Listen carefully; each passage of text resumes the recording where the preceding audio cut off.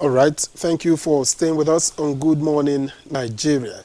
To begin our conversation on the outcome of Northwest Peace and Security Summit, here are excerpts of our previous conversation on Tuesday put together by Oyeyemi Ajayi.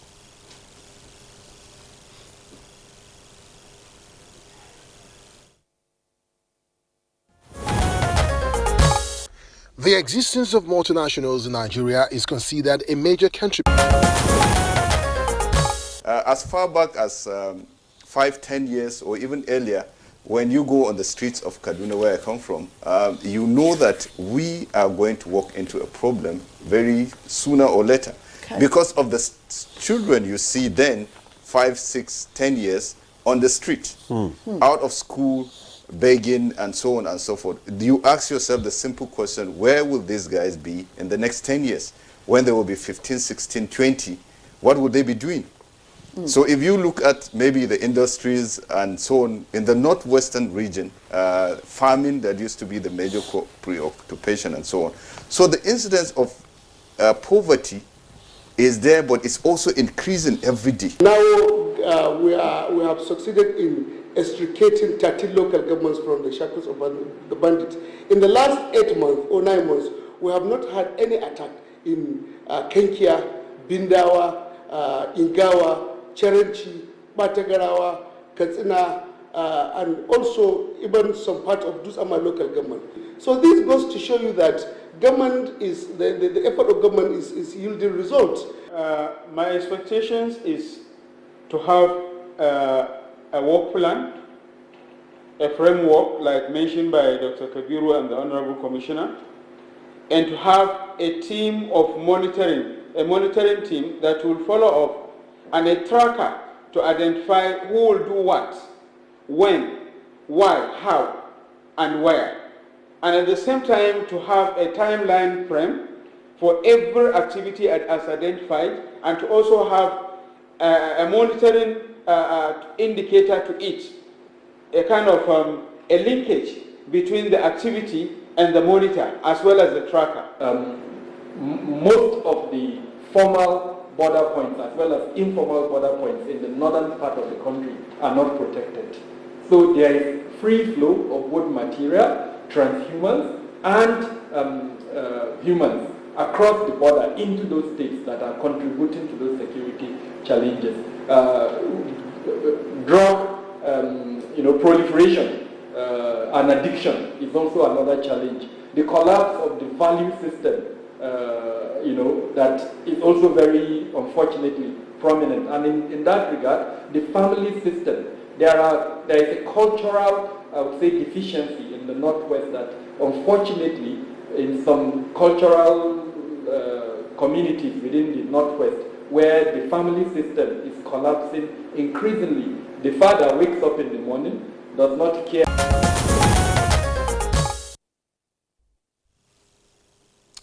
All right, of course, you just heard Dr. Kabiru Adamu. He was one of our guests on Tuesday when we took up these issues of security, peace and security summit in the Northwest, of course, that took place in Katsina. And fortunately, we have Dr. Kabiru Adamu right here with us in the studio to speak further on, probably the solutions or outcome of the 2-day Peace and Security Summit. Dr. Kabiru Adamu, thank you very much. And by the way, he's a security risk management expert. We're glad you could join us this morning. The pleasure is mine. Thank you. All right, Victor. Well, we're expecting other guests, actually, and we will introduce them as they become available to us. But let me ask Dr. Kabiru Adamu, since you were there in Katsina, what were the resolutions and how did you arrive at them? Thank you. It's important to mention that there was no official communique that was released at the end of the conference. There was a closed-door meeting between the governors, 7 of them, and I think the governor of Niger State as well. He was represented there by the deputy governor of the state. They had a closed-door session with the UN system and the governments of Germany and Netherlands who had facilitated the conference. And they did announce in the farewell or the message that was released by the governor at the end of the conference. He did indicate that a committee has been set up. The committee would comprise membership from each of the 7 states, and then the UN system would also nominate 5 persons. Okay. And then perhaps a group of other experts as well will also join. And what that committee would do, it's been given a timeline of 2 weeks. Within that 2 weeks, it will produce a report on the conference. It will produce an action plan with key performance indicators that would now allow for the measuring of the implementation.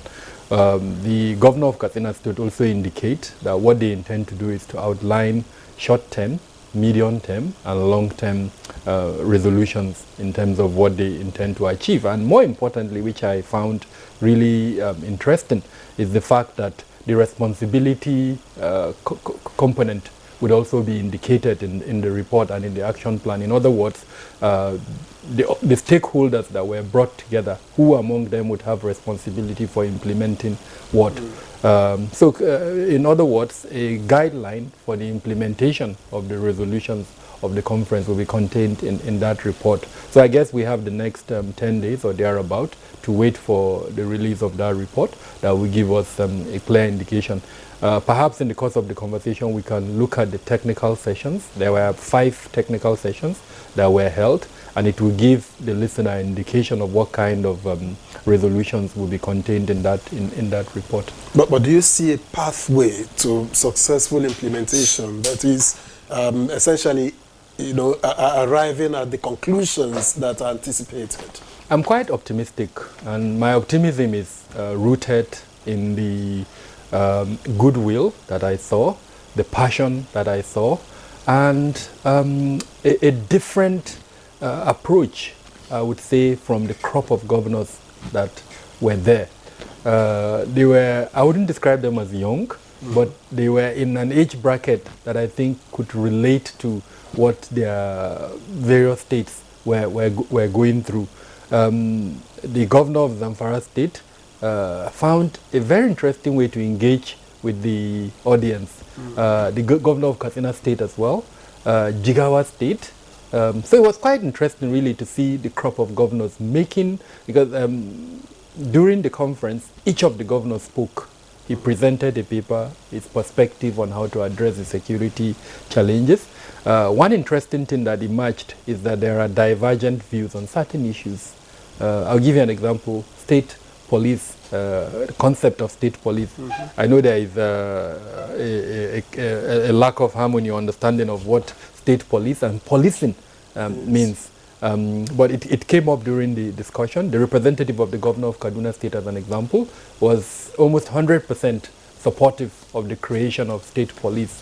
The other governors were a little bit silent on it, even though in their conversations you could see them mentioning things like community engagement and the need for the communities to be involved in the security management practice within their states. The other thing that also came up, which I'm hoping will be part of the report, is the regional cooperation. Let's not forget that the theme of the conference itself is regional cooperation for securing lives and livelihood. So it appears that there is an orientation towards regional cooperation. And just to emphasize, and so that the listener understands why that is relevant, some of the threat elements that we're dealing with in that region, an example, the bandits, a significant number of them use the forested parts of the region to operate. Now, those forested parts link almost the 7 states. Yeah. You can be in one forest and don't come out of it, and you traverse the 7 states. And more significantly, leave the northwest and enter the north central.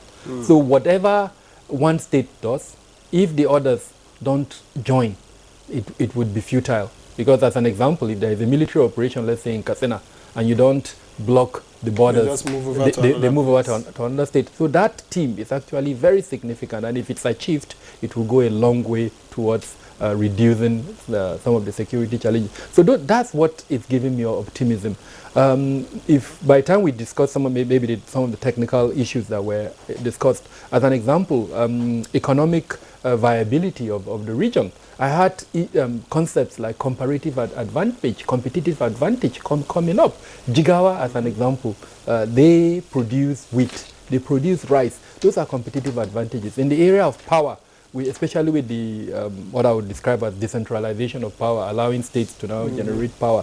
Some of the concepts that were discussed include, for instance, generating power through renewable energy. Katsina with the comparative and competitive advantages. Zamfara, the same thing. So that's the thing that gives me joy. I would also want to emphasize that the UN system has a lot of capacity and capability in supporting, especially peace building. And that came up in the course of the conference. And I'm also hoping that the mistakes that were made in the Northeast would help the UN system to avoid a repetition of those mistakes in the Northwest. Because they supported the growth of the peace-building processes that we're seeing in the Northeast, in particular the UNDP that was part of that session. So that's kind of what gives me optimism. In closing, in my remarks on this, one thing that I also found quite instructive is the UN, in spite of the fact that they could have driven the process, rather facilitated the process. So, in other words, what we're seeing is a homegrown solution, so to speak, by Nigerians, supported by our international partners. And I think that's the way to go. Unlike what we are used to seeing in the past. Very interesting way to put it, Dr. Kabiru Adamu. Homegrown security solutions facilitated by our international partners. I'm glad to announce that Dr. Usagetso, security intelligence and investigation expert and also consultant to the Katsina State government, has joined us via Zoom. I've been learning to sound your name since on Tuesday. I'll try to get it right without having to bite my tongue. Dr. Yahuza, get so? On Tuesday, you outlined, areas of expectation, your areas of expectation from the Peace and Security Summit. I'm sure you were also there. Dr. Kabir has told us there was no official communique. Rather, committees were formed and they were given, timelines to come up with framework of action and all that. Do you think this has met your expectation, and do you think there is a paradigm shift in this concluded Peace and Security Summit? Good morning. We have a review.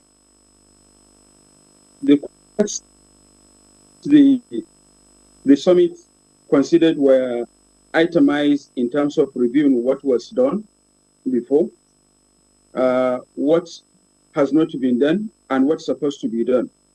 And at the same time, experts were given opportunity to explore and express their mindsets and knowledge, shared vision. And at the same time, there is a kind of holistic approach and holistic review where each and every one of the participants, including the governors, were able to look at the gaps and accept some of the mistakes and shortcomings. And it is based on that, outlined strategies and recommendations were discussed. Yes, I am quite convinced and confident that I believe in the outcome of the summit, having a short communique, having a committee set up, given 3 weeks to come up with a framework and the strategy for implementation. And I expect that strategy to include time frame for each activity identified, and to have expected outcome, and to have a tracking tool and a tracking strategy, and to have a monitoring and supervision system, and also to have a feedback mechanism on quarterly basis, so that by the end of 1 year, we will reconvene and review commitment, where we will outline the total number of bandits that load their arms, the total number of bandits that were neutralized, the total number of new vision improvement in governance, the total number of improvement in terms of agricultural business improvement, in terms of reduction on unemployment, in terms of number of communities that are back to their places, in terms of reduction of number of farmland that have been cultivated. As I'm talking to you now, we have a data of the total number of communities that were prevented from cultivating their farmlands in the last 3 years. So we want to see in the next 1 year the reduction. We want to see more economic activities, whereby somebody will move from Sokoto to Talata Mapara, to Mayanchi, to Maru, to Gusau, to Saife, to Kucheri, or to Puntu and Zaria free, without having a fear, at least to have a reduction of that fear. And also a movement within other lines of Jibia, Gidanjaja, Zurmi, Kauran Namoda, Shinkafi, Isa, Gorenyo, and all other places where this banditry activity is affected. So if we see more number of travels and improvement in economic activities and also improvement in governance and commitment, we will have to hold the governors accountable on what they have promised to do. So if we can have this, I'm convinced and confident on the outcome. Otherwise, it is just a business as usual. All right, Dr. Getso, thank you very much for your opening remarks. We will get back to you as we continue the conversation, but let's just make welcome here in the studio Abutu Yaro, who is a retired AIG Zone 13, former CP Edo, Zamfara, and Imo States. He's also been CP Federal Operations Commander, Counter-Terrorism Training School, Port Harcourt. We welcome you to the program. Thank you. Good morning. Well, you have had the privilege of listening to Dr. Yahuza Getso, but I would like you to take a look for us. Let's just look at the last 10 years of the North-West, where you have also been privileged to hold office as CP. What's your assessment between then and now, the last 10 years? What has changed and how did we get here? What do we need to do as it is now to make the desired progress? Thank you very much for having me. And taking it from the format of the question, I would like to put it in this way. In the last 10 years, between then and now, including the period I served there at the top level of security, the challenges still remain the same. And the solution is yet to be fully implemented. From my own practical experience and engagement, the challenges in Northwest, particularly with banditry, is more or less a byproduct of neglect and vacuum of governance. I repeat, neglect and vacuum of the governance. The insecurity in Northwest, particularly in the area where I served, which in some literature they call it epicenter now.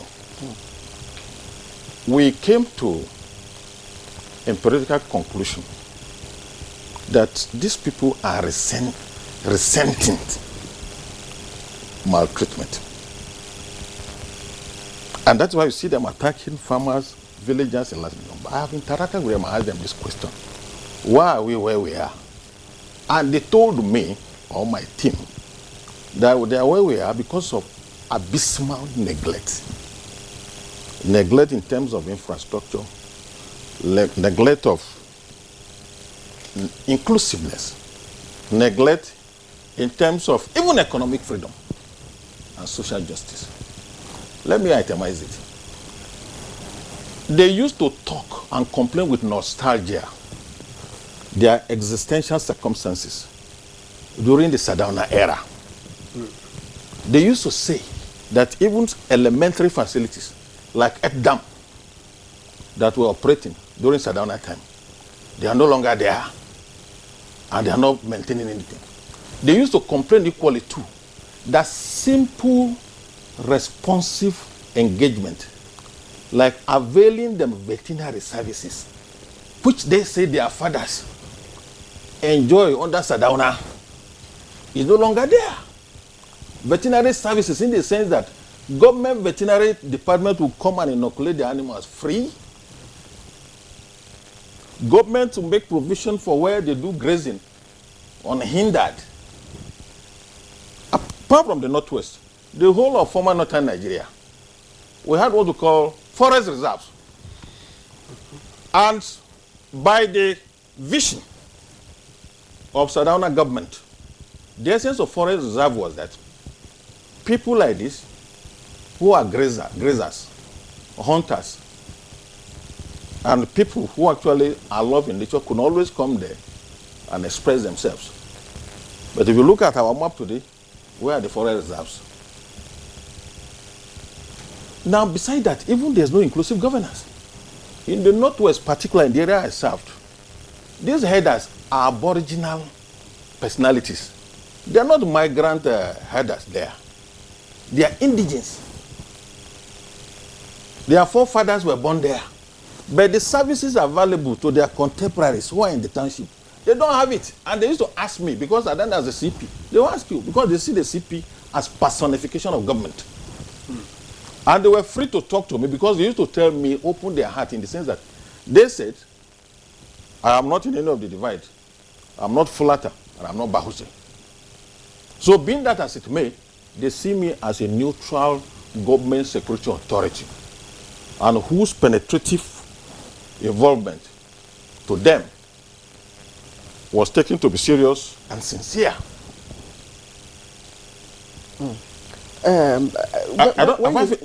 Yes, when you speak of they, can you... I'm talking about headers, Fulani herdsmen. In the Northwest where I serve, they say banditry.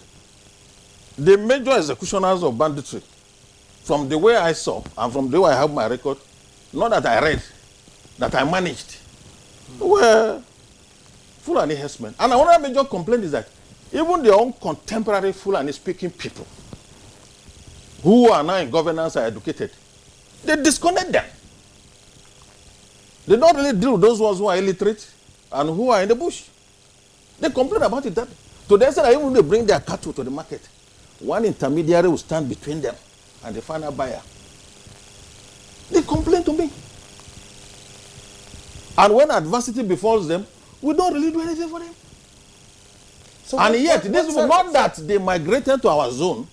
They are aborigine of that zone. Sorry, I have to interject because they complained to you, and you know it is good you're telling us this perspective. Sure. But what did you do with those complaints? I'm coming to that. Yes, we're watching our time. Yes. I know. Look, time is of essence. Yes. But putting it in proper perspective, as part of our adding value to national development, is more important than time.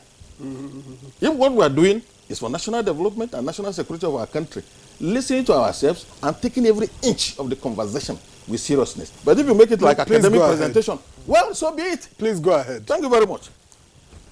The point is that these are inbuilt mechanism of aggression that we must address. If you look at the Northwest today, we had many irrigation projects before. How many new ones have we added? How many ones have we maintained? What is the condition of the Baccalaureate Dam today? Which serves people who do grazing and people who do farming. In the local government areas, these headers who are in the bush, they are not part of the local government governance. What prevents us to make some of them to be councillors? After all, they are in their state of origin. And to be a councillor, you don't need to be speaking English like Abuja. You can be a local councillor speaking your local language and contributing to development. Some of these people we call bandits, their parents and grandfathers are living in the local government headquarters. We know their families. Only that they migrate from the settlement area and stay on top of the hill in their community. That's why there are many. For example, we have up to 300 different groups. We know them, we know their fathers, they are younger ones, they are in the bush. It's a kind of agitation. And we need to create a more. Do you know that some of the states we serve, even to speak full day on television, on radio, which is still part of cultural integration, we don't do it. How do we talk to people when we don't carry them along on a very serious note? And we have to articulate this as security analysts and take it to political authority for execution. In other words, you are speaking of a widening gulf between, you know, that is the inclusion I'm talking about, the exclusion. And then sure, the others. Sure. These people are saying it. Nobody's listening to them. So I'd like to know what you were going to tell us what you did with those complaints. I just said what we did. What we did as security authority is to aggregate these real and practical and verifiable grievances and present it to executing body. The police, of course, is not the executing body of policy. The political authority has to translate it into action. State or federal? It's the state and local. And that was state and local. I'm not saying it was not done. No. That's not what I'm saying. No. What are you saying, sir? What I'm saying, I'm not on the ground there to assess what is on the ground now. I was there 4 years ago. But at that time, was it done? Did you see any pathway to implementation of the recommendations you and your team made? It was in the pipeline before I left. And I don't know whether the pipeline has been opened. The implementation mantra was in the pipeline. Okay, we have a situation whereby even the local government headquarters of our 16 local government areas, then none of the chairmen actually live there. All right. So when you add it up, you discover that there's governance vacuum. CP. And it's still there to AIG now, not CP again. Yes, former CP, you're retired, yes. I do know that. Thank you. Yes, calm down, I do know that, yes. Thank you, madam. We are discussing a very serious matter. Very, very serious. We do know. But let us look at, from the issues that you have raised, there seemed to be a subtle justification of the killings, really, because there was vacuum, and you know they're not the only people who neglected. Are also who have been neglected, and who are also agitating and all that, and this extent of killing is not happening. So how do you evaluate the killing against what you have? The evaluation of this is the primary purpose of government. First is security and welfare. Before 2010, the level of killing in that area was not as much as today. Initially, it was major conflict between the farmers and the herders. And the herders at a point discovered that we, or people in authority, or the establishment, was not really actually doing the needful.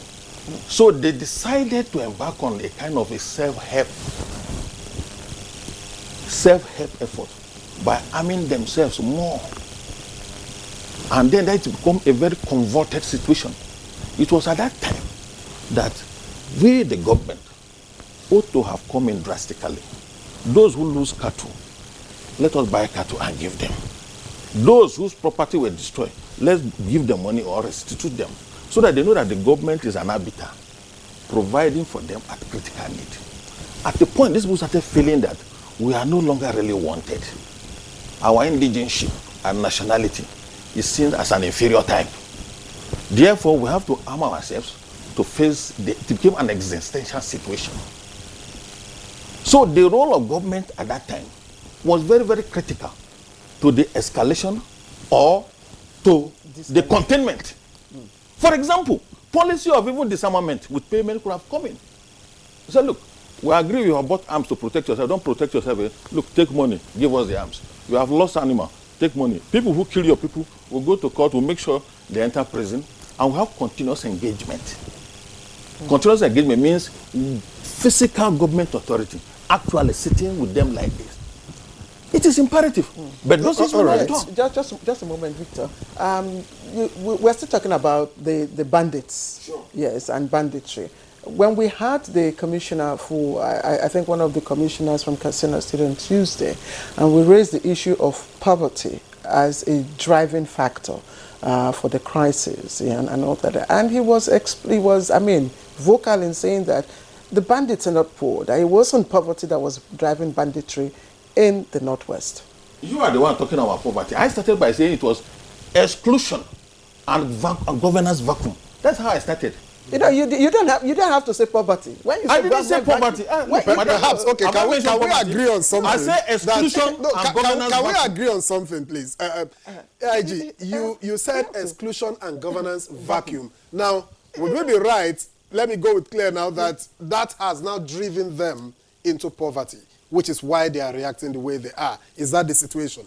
I did not believe that the issue of poverty. I still insist that is issue of exclusion and governance vacuum. So they are fighting for Exclusion in what? inclusiveness. Good. Exclusion from the mainstream society. What are the mainstream society? Exclusion from having easy access to market, easy access to government assistance, to subsidy, to animal inoculation, which is their mainstay of the economy, to providing them with water point, because in that area, it's more or less a kind of part of Sahelian Nigeria. Water bodies are not always in abundance, as we have in the Middle Belt and the South here. And then what these people have been saying, that they saw this kind of government intervention in their life during Sardauna time. Sardauna was the premier of northern Nigeria. Even when they called Sardauna farm, they took me there, I saw it. They said these are areas that were giving their forefathers some area of economic inclusion and engagement. But now the trend of government administrators they see now has deviated, or is not really engaging them the way Sardauna took care of them. And they have empirical proofs of this thing. That's the point we are saying. And if you engage them in that way, many other things will be there. The tendency for them to cooperate with foreign bandits or elements that are not indigenous to us, the tendency will come down. Let me tell you, gentlemen, if you show hateful misconduct to people or to persons, even without saying it from your mouth, even an animal, when you show an exclusive disposition, even to an animal, the animal will begin to withdraw. Even a dog in your house. We are not justified. And let me tell you too, these are people who largely do not have Western education. Their sense of logic and reasoning is not as deep as educated people. So for you to bring civilization, control and coordination for people who are less academically endowed, you need to go embark on a kind of policy of rapprochement. Rapprochement means creating situations that make them to draw nearer to you. By so doing, you will be of a veritable influence over them. For example, we are religious people. We are northern Nigeria. In those places, you will see mosque being built by government for people in the town. This is where they come. They don't have mosque. They need it. What is wrong is, I have not finished. What is wrong is... We have to but we have to also accommodate other people. You know, you've made a lot of points, Dr. Kabir Adamu. You've listened to him keenly, I'm sure. He's spoken from experience, someone who served in a place like Zamfara, where many say is headquarters of banditry. And so he speaks from a position of experience. And I do know that earlier in our conversation on Tuesday, issues of porous borders, proliferation of small arms and light weapons, as well as poverty, you know, were mentioned as enablers. I don't know to what extent you agree, whether it is exclusion or it is poverty, but taking all of this into, or rather, did the summit take all of this, particularly exclusion, into consideration in arriving at the decisions or resolutions that you arrived at? Yes, it did. And I mean, and for me, that's the beauty of having different stakeholders coming together, because you hear different perspectives. And if you allow me, give me a few minutes, I will read to you the technical sessions that were held. The first technical session was on farmer-herder relations. It looked at how peace and security framework can be inclusive of the cultural, societal, and lifestyle needs of the two constituents, the farmers and the herders, which addresses squarely what the AIG retired was mentioning. It also considered how resources, land, water, energy can be better protected, managed and distributed. And I emphasize the word better, which means there was a realization that it's not currently being managed properly. Now, the second panel looked at, the title is Balancing Acts, Exploring Kinetic and Non-Kinetic Strategies for Advancing Peace and Security. So kinetic and non-kinetic, but with the purpose of advancing peace and security. The states in the region have created structures for security. They've created vigilantes, as an example. One of the very interesting conversations in this session was when a psychologist spoke to us about the need for psychosocial support. She more or less corroborated what retired AIG was saying, that the mindsets of some of the threat elements is not what we think.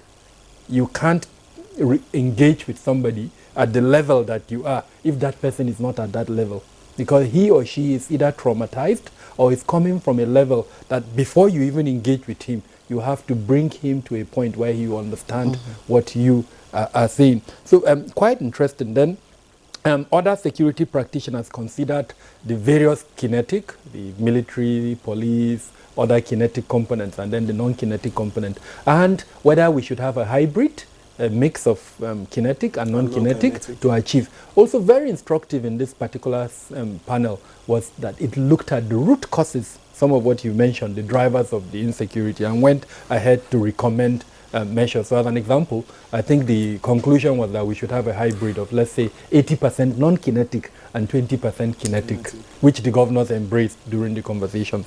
The third panel looked at socio-economic development, advancing livelihoods and food security for peace and resilience. So it things around titling of land, the contribution of livelihood, the correlation actually between the economic circumstances in the region. Don't forget that the region hosts a state that has about 90% poverty rate. For every 10 person you bring out, 9 of them as existing below the poverty rate. In that state, you give somebody 5 naira, he can go and commit a crime. Sometimes not because he wants to, but because of the circumstances he or she has found himself. I'm not excusing that, but I'm saying that's the reality on ground. It's the region where you see youths entering long vehicles, moving from that region to other parts of the country. What are the drivers? So this panel looked at that and more importantly considered ways to reverse that trend. In other words, poverty is a factor for you or for the summit. Socio-economic conditions. Okay, yes. Semantics. I think we should Dr. Kabiru, let us call a spade. What is it? Because even the Medicine Sans Frontiers are reporting, great humanitarian and poverty in those states. Yes. But very interesting. Let me just continue. I'll get to that. The fourth panel talked about ending kidnap for ransom. That's where banditry was discussed extensively. And very interestingly, the eco space for banditry beyond what AIG was mentioning. So AIG, let me shock you a little bit. One of the things that came up, and in fact I was the one who expounded it, extortion by security agencies. So cattle rustling, it's a manifestation of both the farmer-herder violence and the banditry challenge. Now, when a herder's cattle is rustled and he goes to the police to report it, we have documented evidence that he is extorted by the same persons who he has reported to. So that was discussed extensively. Access to justice and its contribution. Justice, the whole range of justice, from law enforcement to the courts. A goat that is worth, let's say, 70 naira, and then the judge prices it at 20 naira. And then he now colludes with somebody to pay that 20 naira. And then before you know it, they go and cut it and share the meat among themselves. All those are happening. Or they see a beautiful girl married to somebody. I hate to say this, but it's the reality. And I was hoping AIG would mention it. It is part of the contributing challenge. They would see the wife of a herder who is beautiful. They would cause a divorce between them through the judicial process, and one of them would marry that lady. It's happening, it's documented. So all of this was discussed as a contributing factor. Access to justice. There are so many other components around the banditry. Kidnap, it was covered under kidnap for ransom, but some components of this. And then the last one is sustainable finance. In other words, what are the ways of improving access to finance? So land titling, the region in terms of land mass is probably the biggest in the country, but it's useless to the region. So two of the ministers, or three of them, so many aspects of the conference that was quite interesting. The ministers discussed this issue. In particular, the governor of Zamfara, who has a background in finance, I think he was a banker, yep. he made very interesting contributions. I mean, and he also told the conference how he has been able in 1 year to reverse the low IGR trend within his state. And everybody in that conference was quite excited. So point I'm trying to make is these 5 key areas contributed to a very diverse discussion. And I also found something very interesting, which was not very clear in the conference, but it was very clear to me. Peer-to-peer learning. If you notice, Jigawa and Kano have relatively very low security challenges in the region. Now, the governors, in particular of Jigawa, the governor of Kano was not there, but that of Jigawa was there. The governor of Kano was represented by his deputy.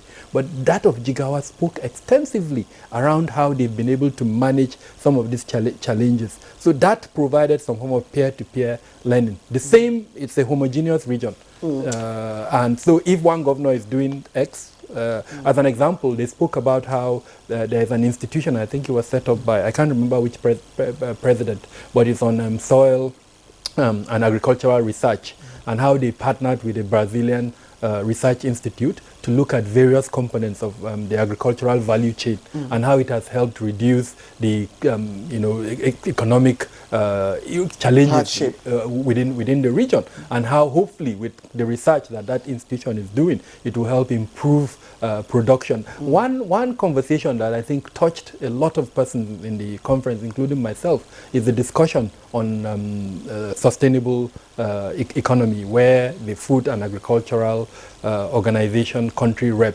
who is from Cote d'Ivoire, spoke extensively around the need to enhance our agricultural value. He talked about, he used the French word, which in English means scaling up. And his essence is that his organization is there to support Nigeria scale up our agricultural productivity. I'll take you up on this aspect of international support from our international partners, because there's also a report, and just in March, by some of our international partners working in this northwest states, also complaining that, look, our international partners have really not seen the crisis in these regions, as crisis enough, and that some of the issues that we have raised have been neglected.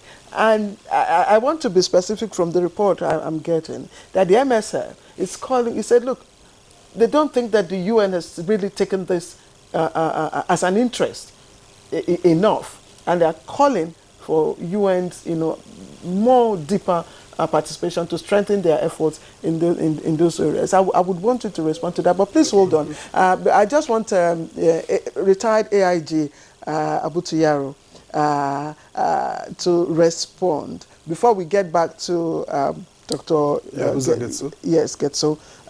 I'm sure that what Dr. Kabiru talked about, access to justice, didn't happen during your time.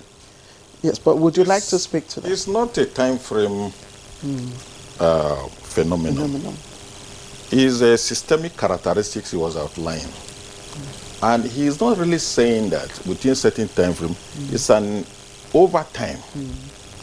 And the reason for that is still simple. It goes to the issue of exclusion I was talking about. What is exclusion? Exclusion. No, I mean by security agents. That is what I'm saying. I say it goes to the issue of seclusion. What am I saying? Let us assume that in most of these rural communities, this endangered species, as I would like to call them, the marginalized group, that is the herdsmen, they are part of institutional framework that exists in our system.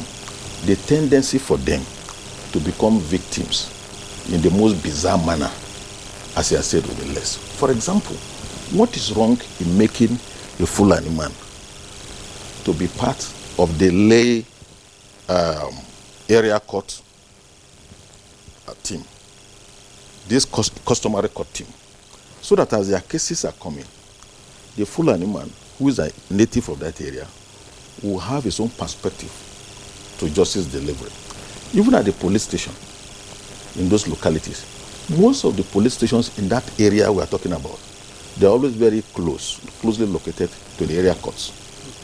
So if these people, to an extent, they are involved in the local security administration, the tendency for anybody, either in uniform or out of uniform, to actually treat them as an outcast and easily take their wife with impunity, easily take their money with impunity, the tendency will be less.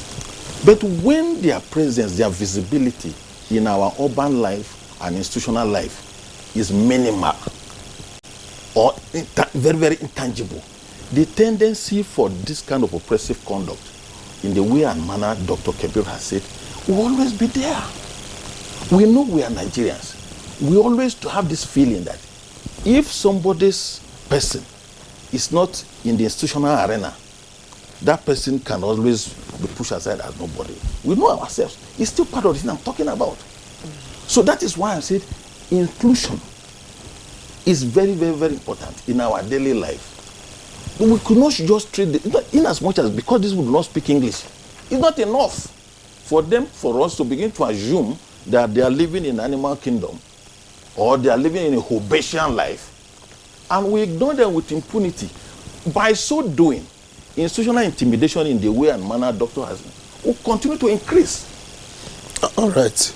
Thank you, Dr. AIG Abutu Yaro, retired.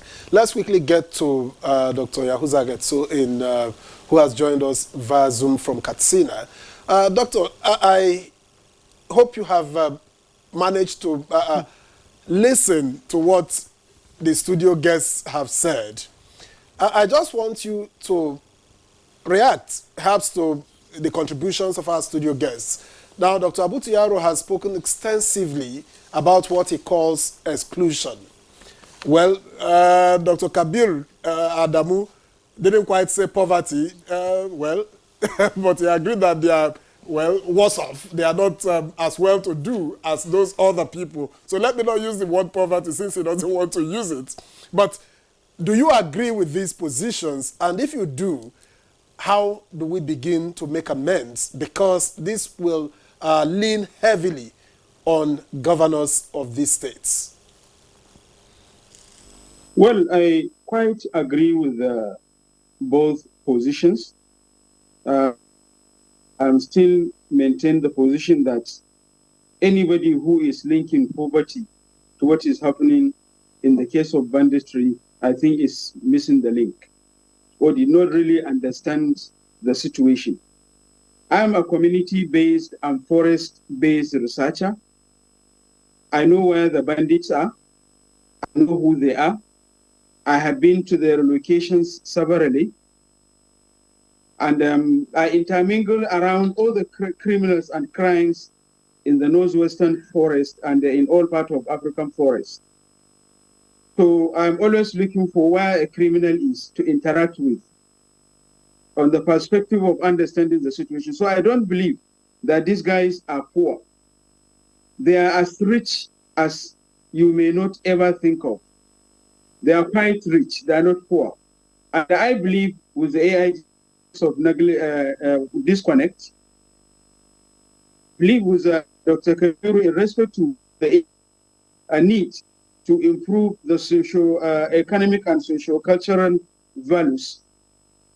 And it is very clear that if we really want to be sincere and honest in dealing with this situation, what we need to do is, one, to find a way of reconnecting this institution of a Fulani institution or headsman institution, because the issue is the fact that bandits are not purely Fulanis. There are a number of camps that they are purely houses. They are purely houses, they are carrying arms, and they have camps like the Fulani also have. And you need to ask yourself, question, who has been providing them with social needs? As I'm concerned, I honestly and sincerely believe in all the positions, only that I disagree that poverty is one of the reasons why these people are taking arms or doing what they are doing. And to be optimistic, I want to tell you that none of this, mentioned by the AIG, none of these guys are foreigner. Let me just talk about the geographical context. You have Bazari, you have Jibia, you have Safi, you have Kankara, you have Faskari, you have Dandime, you have Sabua, you have Matazu, you have Musawa. These are combined. You have Bindi Magaji, you have Auranamode, you have Zonu Shinkafi, Isa and Gorengo. These are the combined local governments from Sokoto, Zamfara, and the Katsina states. And I want to tell you that 99.9% of the bandits operating in all of these LGAs are citizens and indigents of those LGAs. And if for any reason you take any of them out of his own LGA to the next LGA, he cannot be able to live, he cannot be able to survive, he cannot be able to socially and economically interact with the next LGA where he is not from. So I maintain my position that we know who are these guys and we know who they are. We know where they are. They are not at any hidden place. It is only the issue of having a commitment, a political will to manage the situation. We have been using kinetic approach over time, and I believe sincerely with Dr. Kabiru and other opinion leaders that we need to change, we need to make a shift using more of non-kinetic approach and developmental approach so that these people will feel that they are part of us, of Nigeria, and they are part of the governing these places. In a situation whereby review security being conducted in 12 months, you will never see a local government chairman in attendance. Most of the security council meetings at the state levels are not being laid by the governors themselves. So the policy makers themselves are not attending, and those who are attending those security discussions and those security meetings are not the real decision makers. So if we really do it right, we need to come back and improve on 7 items. 1, governance issue. 2, conduct census on these guys and deal with them accordingly, either using kinetic or non-kinetic approach. 3, the approach being utilized between the state government and the federal government, because there is no shift in fact, whereby the federal government approach is entirely different from the opinion of the governors of northwestern states. So there is need to harmonize and to have a kind of coordination, improve in coordination between the federal institutions and the state governors of the northwestern states, by extension that of Niger, Benue, and Kogi. Because like mentioned by Dr. Kabiru, these guys are using the forestic, taking forestic advantage. If you give me a motorbike myself that I'm taking to you from Enugu, I can cross all to Burkina Faso without crossing on a third road. And I know these places. From Enugu, I can go up to Mali, up to Sebo in Mali, without crossing on a third road. That is as ordinary as a research. What of those herdsmen whose business is all more of that forest? And this issue of grazing lands, the governors, the local government chairman distributed it among themselves and among their errands. So how do you expect these guys to continue? You continue to intimidate them socially, economically, and you continue to intimidate them using impunity. Where do you want them to survive? And it is very easy. Interaction between them and the foreign herders who normally come during the cultivation period is part of the supporting reason, is part of way where arms are being proliferated into northern Nigeria. Up till now, nobody is talking about. I started reporting the proliferation of arms since the year 2001.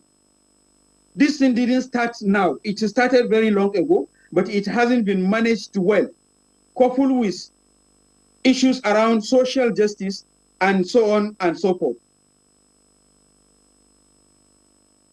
Thank you. You've raised a number of points. Indeed, everyone here, has done, justice to some of the questions that we have asked.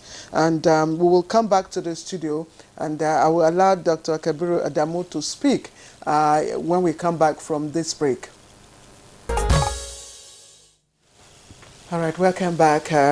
Quite an enlightening conversation. Dr. Kabiru Adamu, let's begin to look at what can be done. At least we're not privy, to the work plan yet, but we can, suggest solutions and what can be done in the short run. But I just wanted to find out what MSF, the allegations MSF is making about our international partners not showing enough interest in the crisis in these areas. The truth of it is all donor commitment is driven by interests. Let's not kid ourselves about that. There is no donor organization that will come to you that would come without having its own agenda. Exactly. And as far as I know, the international donor community at the moment is driven by certain issues. So as an example, women empowerment, climate change, of course, gender violence, and things like that. Now, unfortunately, the situation in the Northwest has not been documented enough to allow for the disaggregation of the various challenges. So as an example, we know that women are being affected, but there is no documentary evidence in terms of the numerical numbers, evidence that would show how many women have been affected and all of that. So that, I think, is part of the challenge.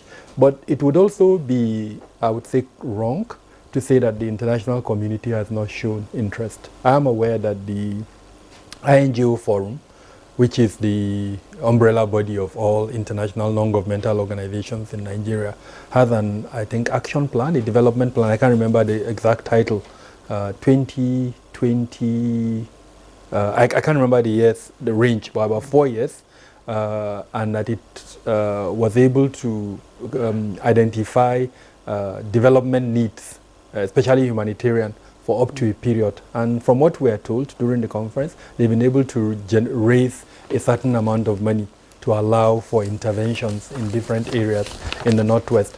I also know that the EU, not too long ago, held a conference, a summit, a meeting, where they highlighted the Northwest development challenge.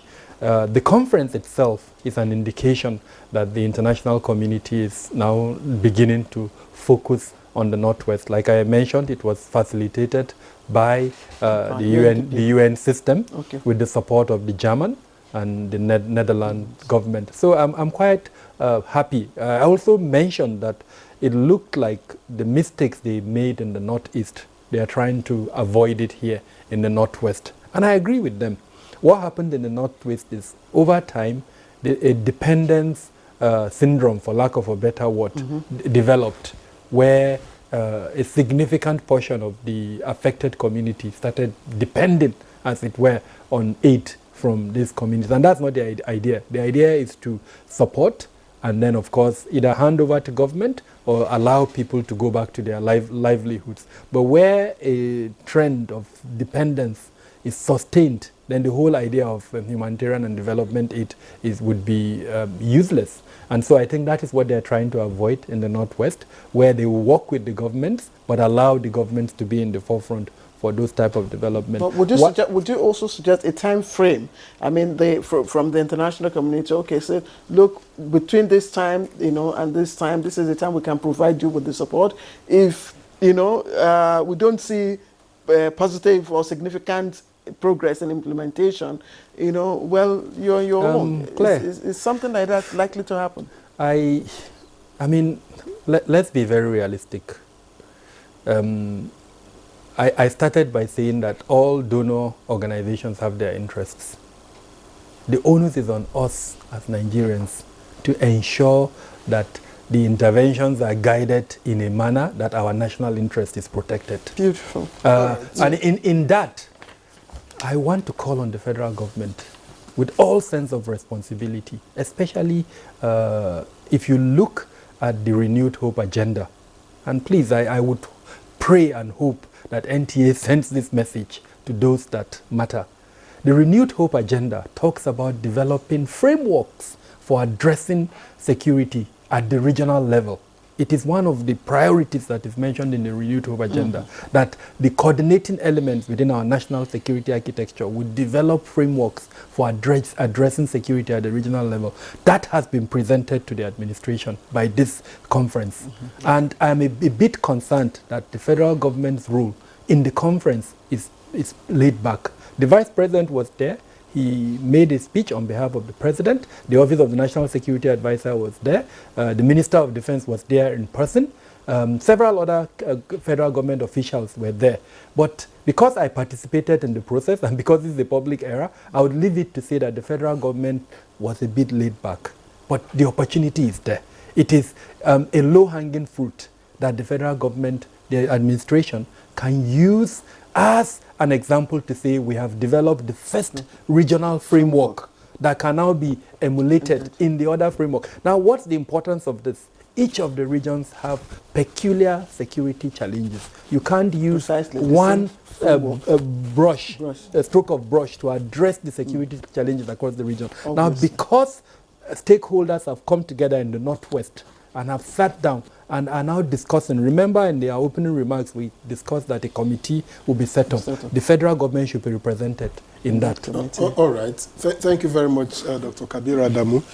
Let me get back to AIG Abutuyaro retired. Now, a lot has been said regarding the absence of governance or a governance vacuum in most of these places. And I'm wondering, as a solution, would you think that if the local governments are functional as prescribed by the Constitution, if we can get that running, that we could significantly address the issues at stake? Thank you. Yes, to that, with further explanation. You are aware that our people are used to grassroots governance right from the colonial time. The local government system must be made to function as it was designed originally. For example, we are having a situation now whereby we have 4 layers of administration in our country. We have federal administration, we have state administration, we have local government administration, which is grassroots, and we have natural rulers administration. The natural rulers are those ones controlling the districts, who the people even revere so much. That's why when you see our people coming to a natural ruler, see them stooping, lying down, or squatting. If you see our people squatting for a governor, they are either begging for money or they are looking for contract. There is no emotional attachment there. But when you see them with our traditional rulers, you see them kneeling down, squatting, or lying down flat. We have muzzled those essential aspects of governmental layers, which is the natural rulers layers of governance, the grassroots layers of governance, local government. We need to go back to that. That is what our people believe in, and this is what can actually extend the security scope of our country. And this is so in the sense that the local government should be able to work independently. What we have now in all parts of the country, Northwest exclusively, most local government areas, they are all appointees of the governors. You see them groveling around government house every day. They are more or less PAs instead of staying in their local government for governance. Even the people doesn't even know them. Under that circumstance, that is the governance vacuum I'm talking about. And who will people relate to? People need to relate with somebody as an authority of government, which will modulate their thinking, which will modulate their opinion. And the worst of all, now the traditional, our natural rulers that we so well revered, we are now emasculating them indirectly. In many states I don't want to call, including my own state. We'll remove them by force, we'll suspend them by... I mean, this is profanity. And at the end of the day, our subjects, our local people, both in those ones in the bush, those ones on the farm, on the street, they begin to look at those of us in governance as a set of people who are having inordinate ambition, different from governance, engaging them and prolonging their circumstances to make their circumstances better. Then this Northwest security so much we are talking about, There's one critical omission there. I'm happy that Dr. Kabiru is here, and we have to make amend with the organizers. The security configuration of Northwest without Niger State is still, it's still an anathema. Niger was there. Because what I'm saying, sir, most time when they say they're calling Northwest, they don't include Niger. It was there. If you look at it originally, Niger State was Northwest, part of Northwestern State before they created it. And when you look at the contiguous nature of Niger State to Kebbi, to Sokoto, and the forested areas of Niger State, particularly Borgu, to Bida area, then from there you penetrate to Zungeru and penetrate to Yauri. We must organize Northwest Security Summit and have an amalgam of security policies and action that incorporates Niger State. On the security map of Nigeria, we should run Niger State as part of Northwest. If not, all the criminal elements will drive them from the other parts of Northwest, the traditional Northwest, which your map is saying it now. They will go back, they will recede into Niger State territory, and from there, they will be coming to be attacking. And the systemic situation will continue. There's need for all of us to have a review and incorporate and assimilate Niger State in the security architecture of Northwest for us to get the tangible result. In addition, we must be able to look at our local government laws in the states in the Northwest and other states in the country to ensure that we should have what we call honorable councillors. People who come to the council not because of popular election, but because they represent strategic, honorary councillors. Honorary councillors. Who represent strategic interest. And one of them is this Fulanis in the bush.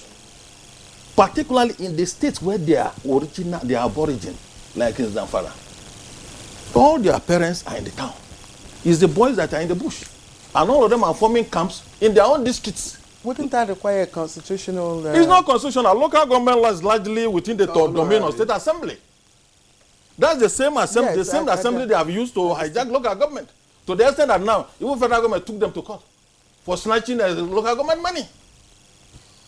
So where do we go from here? And without money, how can this local government provide security? How can they have network of informants? How can the DPO, the OCSS in local government area, how can they have a working security synergy with their chairman? A chairman is always by the gate of the government house every day, waiting as a PA, taking instructions. It doesn't work in that way. We will not allow even other parties to win, except the governor's party. At the end of the day, it boils down to see that even the local population, those on the street and in the bush, they begin to see us at the upper level of government as another breed of people who are pursuing something different. I don't know. And that is why coordinating them and bringing them to sensibility is becoming a challenge, because people have to believe in your sincerity first. These people who are illiterate, they are adults like us. They may not hear English, but they have a lot of common and workable senses. Yes, please, let's get Dr. Getso to also come in, make some contribution. I really don't know how that issue of honorary, councillor can work out, because even the state assembly that will legislate on that, you are also, so it's I don't know, but Dr. Yauza Getso, what do you think? Well, if we really want to be serious, we need to have a community-driven strategy whereby the communities will be the owners of the process of electioneering, where the community will be deciding of who will be the councillor, who will be the local government chairman, and also to have a mechanism of holding the local government chairman and state assembly members accountable for what they elected them for. But what are having now, like mentioned by the retired AIG, what you have is more of errand local government chairman, errand boys, the members of the state as more focused, because most of them were not elected, they were anointed, they were nominated. So as far as we are concerned, the northwestern governors and Niger State inclusive, like we keep reiterating, is the fact that the state governors must take ownership of the security situation in the region. Because whosoever will come to the region to support us here in the region will not have it like we taking the ownership and be responsible enough to manage the situation. I keep repeating, we know the criminals. They have, anybody who is saying that they don't have mark, I know they have mark, because in any local government I go, I can show you the political what, I can show you the polling unit, I can show you the communities where where it's under their control. So if you have this, it is very easy. We can't allow less than 3,500 people to take control against more than 11 million. The total number, I conducted a census, which I shared with the Senate, the present Senate, and the total number of all these bandits that you have in 9 states, not even 7 states of the northwestern states, they are not up to 3,500. And we say, I keep saying, I know who they are, I know where they are, and I know the security agencies, the traditional leaders, the so-called local government chairmen, and the governors themselves. They know where they are and they know who they are. We have their names, we have their profile. Why can't we take ownership and be responsible enough to deal with situation accordingly, rather than beating around the bush? Let's be serious. It's manageable, I believe. Rebuilding the confidence and trust of the northwestern governors and Niger State, that the security situation challenges that we have in northwestern part of the country, including Niger State, is manageable. And it's something that we can manage within 3 months if we can be serious. I believe that we can easily manage this situation within 3 months. We can reduce it at least by 60 to 65% or 70% degree within 3 months. If we can have a serious system, if we can really take the ownership and be responsible enough, and also have it at the back of our mind that what was discussed during the summit, the 2-day summit in Katsina, which I believe we have discussed extensively, and many possible solutions have been provided. And if these solutions can be implemented sincerely and honestly within 6 months, the security challenges in northwestern part of the country and Niger State can be reduced up to 65 to 75 degrees. So, but the issue is about political will, the determination, who is ready to do what? Are we going to allow those who are everybody to take his own responsibility?